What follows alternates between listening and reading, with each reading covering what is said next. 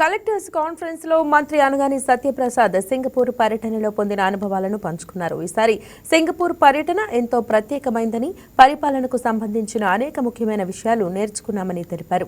ఆంధ్రప్రదేశ్లో గ్రామ వార్డు సచివాలయాల రూపంలో భారీ పరిపాలన వ్యవస్థ ఉన్నప్పటికీ సింగపూర్ మాత్రం పనులను అత్యంత ఖచ్చితత్వంతో, సమన్వయంతో నిర్వహించడంలో ముందుందని మంత్రి తెలిపారు. మన రాష్ట్రంలో ఉన్న విస్తృత వ్యవస్థను సింగపూర్ తరహా ఖచ్చితత్వంతో కలిపి ముందుకు తీసుకువెళ్లాల్సిన అవసరం ఉందన్నారు. వేదికలో చెప్పాలి అని చెప్పేసి ఏదైతే గౌరవ ముఖ్యమంత్రి గారు మొన్న ఒక అద్భుతమైన అవకాశం ఇచ్చారు. మాలో ఒక 6గురికి సింగపూర్ ఒక టూర్కి. దాని గురించి ఒక నిమిషం చెప్పాలి నేను. ఎందుకంటే మామూలుగా వెళ్లే ముందు చాలా మంది అన్నారు వెళ్తున్నారు, ఏం చేస్తారు, ఏం చెప్తారని. కానీ ఇది ఒక అద్భుతం. I gone to Singapore N number of times, but ఇంత ఎడ్యుకేటివ్గా ఉంటుందని ఇప్పుడు ఎక్స్పెక్ట్ చేయలేదు. నేను అక్కడికి వెళ్ళి చదివిన 7 రోజుల్లో స్కూల్లో కూర్చుని అటు కూర్చునేవాడిని, మీతో కూర్చునేవాడిని. అంత ఎగ్జైటింగ్, అంత పాజిటివ్గా జరిగిన టూర్ అది.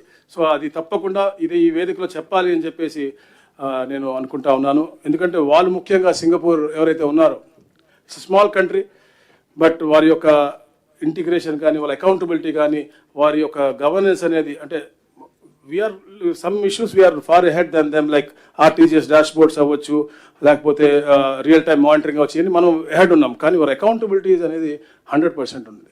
నా మొదటి ఎలక్షన్ నినాదం నేను అంటే అహంకారం, మనం అంటే మమకారం అనేది. అది వాళ్ళకి సిటిజన్ సెంట్రిక్గా వి ఫస్ట్ అనేది ఒక అద్భుతమైనటువంటి ఒక నినాదం తీసుకుని వాళ్ళు ముందుకు వెళ్తున్నారు. ఒక అద్భుతమైన ఎక్స్పీరియన్స్. అలాగే ఎన్నో ఇంజనీరింగ్ మార్వెల్స్ కూడా మేము చూసాము అక్కడ.